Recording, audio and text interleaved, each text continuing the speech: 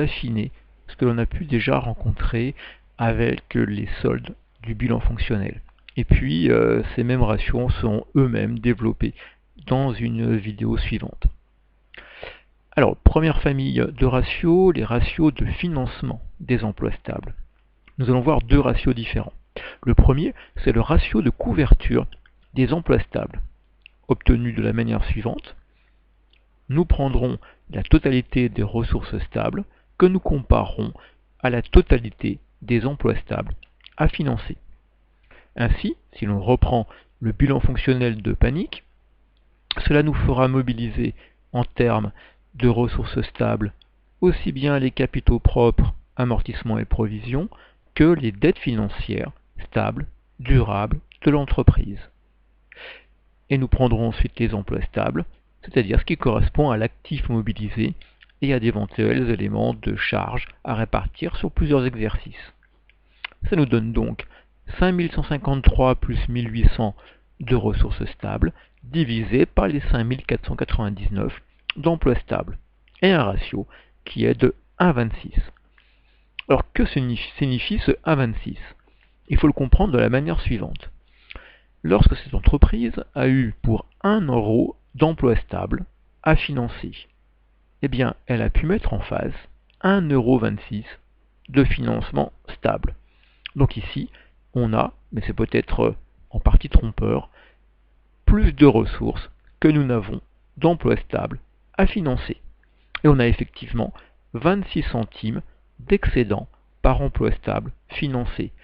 Ce 0,26, eh bien, ça nous renvoie au fonds de roulement net global, c'est-à-dire à l'excédent de ressources stables.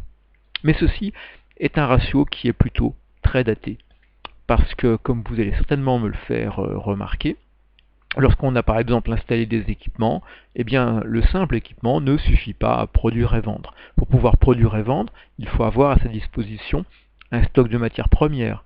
Et puis pour vendre, il faut avoir un stock de produits finis. Vous avez dû négocier des dettes aux fournisseurs. Vous avez dû négocier des délais de règlement avec vos clients. Donc à chaque équipement va être associé un besoin en fonds de roulement d'exploitation également à financer. D'où le deuxième ratio, qui est le ratio de couverture des capitaux investis, calculé d'une manière plutôt assez similaire, qui est de prendre de nouveau les ressources stables, et en les comparant cette fois-ci aux capitaux investis. Qu'est-ce que c'est que ces capitaux investis ? Eh bien, c'est à la fois l'emploi stable, et c'est également le besoin en fonds de roulement d'exploitation qui accompagne ces emplois stables. Revenons au bilan fonctionnel de Panic. On va cette fois-ci prendre les capitaux propres, amortissement, dettes financières durables, rien de changé par rapport au ratio précédent, mais par contre, on va diviser ceci non seulement par les emplois stables, mais par les 1584 de besoins en fonds de roulement d'exploitation, et un ratio de 0,98 apparaît. Qu'est-ce que c'est que ces 0,98 ? Eh bien, cela veut dire que lorsqu'on a eu 1 euro d'emploi stable et de besoins en fonds de roulement d'exploitation associés, nous avons en face une entreprise qui a mis 98 centimes pour le financer. Là, on sent effectivement que l'entreprise a un problème. Elle n'a pas des capitaux, des ressources stables suffisantes pour faire face à ce qui étaient les investissements de l'entreprise. C'est ce qu'on avait déjà rencontré lorsqu'on avait étudié les soldes du bilan fonctionnel. Le fonds de roulement net global n'était pas suffisant pour assurer à la fois la couverture de besoins en fonds de roulement d'exploitation et générer une trésorerie nette. Ce qui avait sauvé la situation, c'est qu'à l'époque, nous avions un besoin en fonds de roulement hors exploitation négatif, c'est-à-dire que le hors exploitation dégageait du financement. Deuxième famille de ratios maintenant. Les ratios d'indépendance financière, on parle également de taux d'endettement. Ce ratio va confronter d'un côté l'endettement financier de l'entreprise à ce que sont ses ressources propres. Si on reprend le bilan fonctionnel une fois de plus, on pourra dire que l'endettement financier, c'est tout d'abord les 1800 € de dette financière durable, mais il ne faut pas oublier la trésorerie de passif, solde à découvert par exemple, qui sont aussi un endettement particulier, mais un endettement de l'entreprise. Et ceci sera confronté uniquement aux capitaux propres, amortissement et provision de l'entreprise. Rappelez-vous, capitaux propres, amortissement et provision, ça vous donne à la fois le capital amené par les associés, mais également le cumul de la capacité à s'autofinancer de celle-ci sur plusieurs années. Notre calcul est alors le suivant. 1800 plus 137 d'endettement financier, 5153 de ressources propres, fois 100 pour avoir des pourcentages. On a un ratio d'indépendance financière de 37,6%. Alors, vous allez me dire, est-ce que c'est bien? Est-ce que c'est mal? Qu'est-ce qu'on peut en faire? Eh bien, il faut se dire que c'est un ratio qui va avoir un plafond. Le plafond, eh bien, ce plafond est de 100%. Au-delà de 100%, on est vraiment sur une situation préoccupante et que s'endetter plus eh bien, ne se fera pas aisément. Vous aurez de fortes réticences de la part des prêteurs. Quel est le raisonnement de ceci? Eh bien, le raisonnement est le suivant. C'est un raisonnement en termes de risque. Lorsqu'un associé amène des capitaux à une entreprise, eh bien, le risque leur assurera la rentabilité. Si je prends des risques pour l'entreprise qui va pouvoir se développer, augmenter son chiffre d'affaires, ses bénéfices, c'est autant de récompenses, de rentabilité pour l'associé. S'il a fait une erreur de jugement, s'il a investi dans une entreprise qui comportait beaucoup trop de risques et que ces risques se réalisent, le chiffre d'affaires va pas ou peut se développer, le bénéfice va être réduit à la portion congrue, la rentabilité va fortement se ressentir. Vous sentez là le lien entre risque et rentabilité. On dit bien que la rentabilité est une fonction du risque pour un associé. Pour un banquier, c'est tout autre chose. Un banquier qui prête de l'argent à l'entreprise, eh bien, il attend en retour un revenu. Ce revenu, ce sont les intérêts que celle-ci va lui verser. Donc, si elle prête de l'argent à l'entreprise, qu'elle se développe, chiffre d'affaires en hausse, bénéfices en hausse, forte rentabilité, ça ne change rien pour ses revenus. Il va avoir les intérêts qu'on lui a promis. A l'inverse, il a prêté de l'argent et l'entreprise rate son développement. Le chiffre d'affaires, le bénéfice n'est pas au rendez-vous, la rentabilité chute.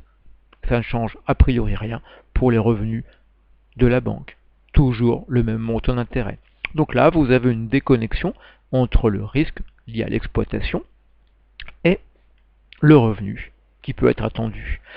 Donc très logiquement, celui qui prête de l'argent dira qu'il n'a pas à se substituer aux associés et que donc on aura toujours des associés qui devront apporter un montant de ressources propres supérieur à l'emprunt, simplement parce que c'est eux qui, lorsque il y a investissement, lorsqu'il y a des capitaux investis, qui vont en retirer tous les bénéfices. Enfin, dernier ratio, celui-ci nous prépare à la vidéo suivante, c'est le poids du besoin en fonds de roulement d'exploitation de l'entreprise. Calculé en prenant le besoin en fonds de roulement d'exploitation et en le divisant par le chiffre d'affaires hors taxe de l'entreprise. Allons sur le compte du résultat de panique, vous en avez un extrait ici, vous retrouvez le montant du chiffre d'affaires, on vend des marchandises et puis on a également des ventes de produits finis et de prestations de services. Le tout représente un total de chiffre d'affaires de 10 153. Le calcul va alors être le suivant, je prends le montant du besoin en fonds de roulement d'exploitation, je le divise par ce chiffre d'affaires, je fais fois 100, et j'ai un pourcentage de 15,3% qui apparaît. Que veut dire ce pourcentage? Eh bien, il veut dire la chose suivante. Chaque fois que l'entreprise a réalisé 100 € de chiffre d'affaires hors taxe, cela s'est traduit par l'apparition de 15,3 € de besoin en fonds de roulement d'exploitation. Et plus j'ai un chiffre d'affaires qui va être important, plus je vais avoir un besoin en fonds de roulement qui augmentera comme ça par multiple de 15 € pour 100 € de chiffre d'affaires hors taxe réalisé.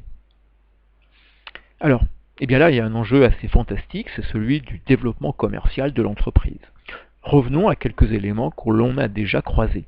Vous vous souvenez certainement que l'on pouvait dire que la trésorerie était la résultante d'un calcul où l'on a pu dire, eh bien, mon fonds de roulement net global, je peux lui enlever le besoin en fonds de roulement d'exploitation et un éventuel besoin en fonds de roulement hors exploitation. La part qui me restera alors du FRNG, c'est la trésorerie nette. Dans mon petit schéma ici, j'ai une trésorerie nette qui visiblement est confortable. C'est plutôt rassurant. On affichera un grand sourire. Tout va bien. Imaginons que cette entreprise, notamment ses responsables commerciaux, pensent que le développement est possible, les produits sont appréciés, il y a une demande client. Eh bien, on va faire en sorte de vendre plus, mais vendre plus, il faut se rappeler que 100 € de chiffre d'affaires en plus, c'est 15 € de besoin en fonds de roulement en plus. Augmentation du chiffre d'affaires, augmentation du besoin en fonds de roulement. Ici, vous voyez que à fonds de roulement net global inchangé, la trésorerie vient de diminuer. Le sourire est un peu moins net, est un peu moins enthousiaste, mais néanmoins, il reste de la trésorerie. Les choses vont encore pas si mal que ça. Toujours encouragé par ces succès, on peut très bien imaginer que là, les responsables commerciaux vont écouler un maximum de produits et de prestations, d'autant plus que les clients sont demandeurs. En augmentant fortement le chiffre d'affaires, le besoin en fonds de roulement d'exploitation et plus largement le besoin en fonds de roulement augmente fortement. On n'a pas prévu à côté de changer le total du FRNG. Vous avez alors la trésorerie nette qui, vous voyez, va potentiellement devenir négative. Là, le sourire a disparu et plutôt on va être face à des craintes naissantes, voire à des peurs, parce que la trésorerie nette négative veut dire qu'il va être de plus en plus compliqué de régler dans les temps les fournisseurs, les salaires, les charges, voire même on va se diriger peu à peu vers une cessation de paiement, donc une mise forte en danger de l'entreprise. La solution, me direz-vous, eh bien, elle va passer par l'apport de capitaux. Capital, emprunt, ou peut-être peut-on espérer que justement, avec l'augmentation du chiffre d'affaires, les bénéfices augmentent fortement, bénéfices augmentant fortement, capacité d'autofinancement augmentant fortement, ça doit se sentir au niveau du fonds de roulement. Et à ce moment-là, l'objectif est d'avoir un fonds de roulement net global qui devient plus important que le besoin en fonds de roulement d'exploitation et une trésorerie nette qui retrouve un niveau positif. Mais tout ceci, eh bien, vous voyez qu'il y a quand même des conditions qu'on a pu voir dans le chapitre précédent et que plusieurs éléments sont liés. Vous pouvez augmenter votre fonds de roulement net global en augmentant bien sûr l'ensemble des différentes ressources stables disponibles. Ça peut passer par exemple par l'augmentation de l'endettement. Mais augmenter l'endettement, deux conditions. Tout d'abord, il faut que mon taux d'endettement soit inférieur à 100%. Autrement, ça va se compliquer. Deuxième chose, je peux être avec un taux d'endettement inférieur à 100%, mais faut-il encore que j'ai les moyens de rembourser ce qui est emprunté. Donc, on va regarder quelle est la capacité de remboursement. C'est-à-dire que, est-ce que j'ai une capacité d'autofinancement suffisante pour faire face à un remboursement en moins de 3 ans, si vous vous souvenez, de CAF. Donc la condition sine qua non, c'est que derrière, je dois néanmoins avoir assez de résultats nets pour avoir assez de CAF pour permettre ce remboursement. Ces deux éléments rappelés, eh bien, peut-être qu'il peut être fort important d'aller chercher du capital auprès des associés. Parce que si je vais chercher du capital, ça me permet de conserver un taux d'endettement peut-être satisfaisant et donc d'accompagner de l'emprunt. Mais je ne pourrai avoir du capital que si derrière je montre aux associés que j'ai obtenu des résultats, des bénéfices intéressants, et donc que pour eux, l'opération peut être rentable. Donc il faut que j'affiche du résultat également. Voilà, là maintenant, vous voyez, on a regroupé des éléments issus de plusieurs chapitres. Et donc, augmenter mon capital, Ça va passer par l'étude d'un compte de résultats et une présentation d'un compte de résultats qui correspond aux attentes d'associés potentiels. Il va falloir donc surveiller les différents soldes intermédiaires de gestion pour que ceux-ci soient en amélioration et donc qui permettent aussi d'expliquer le résultat obtenu et comment continuer à avoir le même. Et tous ces éléments, maintenant, ont trouvé des liens entre eux. Ce développement, notamment quand une entreprise est jeune et en fort développement, eh bien ça passe sans doute par un moment des pertes de contrôle au moins partielles de la part des associés qui ne pourront pas constamment suivre l'augmentation de capital. Donc ça peut être du capital risque, business angel, voire introduction en bourse. Mais voilà, tout cela est lié. Un dernier chapitre nous permettra d'aller approfondir aussi un tout petit peu cette vision des choses. Je vous remercie de votre attention.